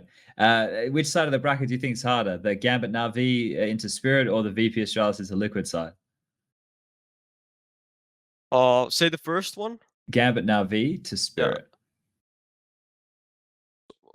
Wait, what did you ask me? Well, because it's Gambit versus Na'Vi, the quarters, and then Spirit already waiting in the semi-final, right? So that's that side, the top side of the bracket there. Yeah, I mean, I want to see the top side if that's what you're asking. Like the top side is more interesting to me right now. All right. So we've been over the Astralis Liquid kind of storylines right there. I think that like that test, if it gets painted as that, like Na'Vi's having to beat their little brothers away to go to their throne, right? That they're defending from last year. That's kind of a cool one. And if we get the Astralis final, and that's when we get into a best of 5, we don't have any Vertigo, we don't have any Mirage. Map pool's actually pretty good between Na'Vi and Astralis. Like that would be kind of a cool storyline to see at the end there. Who do you think is going to be the overall winner at the moment, Striker, if you had to pick from what you've seen? It's hard, right? It is hard, especially like if Na'Vi losing those games. If Na'Vi did. We lost him. He's frozen. I think Striker's gone. Well, he's talking about Na'Vi. I'll pivot to you then, Aleksib. Who do you think is going to win from what you've seen if you had to pick one? It's so hard to say because I think I went with Astralis when I got asked about it previously. Yeah. But then Astralis lost quite convincingly. Now I'm just thinking that do Gambit or VP have it in them to just win take the whole tournament home? But then I'm just thinking when it comes to final and best of 5, thinking which of the teams like VP and Na'Vi, like VP, Na'Vi, and Gambit have the best map pool, because I kind of feel like Na'Vi in a best of 5 is if they win the first map, for example, they can just have simple going off on every map and just win by that, you know? Sure. But then if it's Astralis, usually known by having a deep playbook on all of the maps, and they kind of have the same thing as if they win the first map in a best of 5. I don't think they've ever lost, right? So if Astralis gets to the final, they're gonna win. Okay. But if not, the winner of VP, winner of a Na'Vi Gambit is gonna win. All right. Okay. Holy shit. I didn't pick one team. I just I like that. My thought. No, that's the thing, right? It's really hard to pick it. We always go with like a stab in the dark. On broadcast, on the first day, we had a thing where we all had to write down who we thought was going to be the winner, like the overall winner. I think we're probably going to open that on the Sunday here. Striker might be rejoining us in a moment as well. Yep. Hello. Now, you were saying if Na'Vi, you just missed what Aleksib was saying, Striker, which was basically giving us pitches on either side of the bracket. If Astralis makes the final, they're going to win. And if not, the winner of Gambit Na'Vi is going to win the thing. So where were you going? Sorry, who? What? How did it go? It gave multiple options, right? If Astralis make the final, they're going to win. But if not, the winner of Gambit Na'Vi is going to win. Oh, okay. Who are you got? That's interesting. I was starting to explain what my thinking was, but before I even heard you say that we lost Striker. But that I just dropped. You were holding on. Yeah, I was saying that if Na'Vi didn't lose to Liquid, then I'd say them. Maybe it's just down to the matchup, just because Liquid have historically been really, really hard for them. So I think that has a lot to do with it. So maybe I'm still edging towards Na'Vi at this point, I guess, just because of that. It's the safest bet. Like Na'Vi or Astralis are like the safest bet, right? It's get out of jail free card right there. I think Na'Vi has just been in a sick form, and I don't want one match in a potentially really tough matchup to sway my thinking there. And they literally just lost it by in double overtime as well. Yeah. Sure. All right. Do we have any other questions coming in here, Striker? I'm trying to see, because we're getting towards the tail end of the show right now. Trying to see if there's anything else in this document we had here. We've covered off most of this stuff. We spoke about if you're going to go back to a Finnish team at some point, if you'd like to. We spoke about the 6-man roster. There's one question here from a guy called Rambo. And he says, since the fans only determine if a player is good or not by looking at their 2-0 rating, who do you think is the most underrated player by this? Like, who do you think, because of that rating, goes under the radar with their impact? Or do you think the rating from HLTV is actually pretty good in determining who are the good players? I mean, you spoke about SANJIing. It's a Yeah. player that I haven't looked on too much, but I can just say, like TCN, for example, Yeah. when Big was playing really good online, TCN was going under the radar because of his stats. But when you watch the guy, it's like an ideal guy because if no one in the team, listen to me. There's 5 players, and let's say you give a site, or CT side does 2, for example. CT side does 2 is a good example of TCN. He goes too long and he holds long. Okay? If you give it to someone, he can do it however he wants to. But TCN plays it differently. Like, he knows every piece of equipment, and he can throw this equipment to throw you off that you might think there might be no one long, and suddenly Surson is there to watch you. Or he might think that they took long with 2 or 3 guys, but in reality he just threw all of his util and timed them well and just fakes you out, right? Or he's saving his equipment, which is the most annoying part, where he just doesn't throw anything unless you go and actually fight him, and it's something a lot of the teams are like, it's hard to do because you are relying on them kind of smoking long, taking long, and you're playing your default. But then the long player is telling you all the time, like, he's not smoking long. Like, what are we gonna, like, am I gonna go and challenge him? Because the op could be watching me, you know? So this kind of player brings so much to the whole game. So the T's have to adapt on this kind of player who plays CTs like this. And on T side, I'm pretty sure he knows all of the nades, helps Tapsen, because whatever Tapsen calls, he's insta throwing the nade, you know? And I'm pretty sure at one point, like, he was really good at clutching. So I think on every team, when you watch, there is one guy who's usually like this. Or any really good team, I feel like. They always have this type of player. They always go under the radar. But then let's assume that would be a guy that is just completely fragging out, right? Or like a guy with 1.1 rating, let's say. He would go there CT long, and he would do the most normal thing, that's smoking long. Then he doesn't have a smoke. Then after, he's getting flashed by 3 flashes, dying, and suddenly he has excuses that he doesn't feel comfortable at playing long because he can't play his fights, you know? But you just need to have a different type of mentality and a different type of player to play these spots. And even if you go under the radar, I'm hoping his team gives him credit, you know? And many teams, like you said, SANJIing, and I could say watch every single HLTV team and say someone, for example, Amanek on G2. I think these players are quite necessary to have what it takes to be a top 5, top 10 contender. Who Like is an it for you RPG. guys? Well, it's hard to say because our dynamic is a bit different, but because of maybe the way I micromanage, it can be also because the way I might word stuff going out of the base about telling a guy to throw this equipment, right? So it kind of already changes up the round a bit. But I guess in our team, Valde is the guy who I rely on mostly on this, and he's really good at playing these mind games with his utility. So I guess it's Valde in our team, but Valde is kind of the star player at the same time. So Overloading the roles right there, mate. Mm. All right. We got one here as well that I might want to ask. This one is from Yuna. And it says Aleksib mentioned in an interview, maybe with Thorin, I'm not sure, that he really doesn't want to make changes to the team if he can avoid it or something along those lines. When does he think it's necessary to do some changes? And you mentioned at the top of the show that you're having conversations at the moment with the team going forward. So that question right there, is that more, because I obviously don't have the context of when you gave that answer.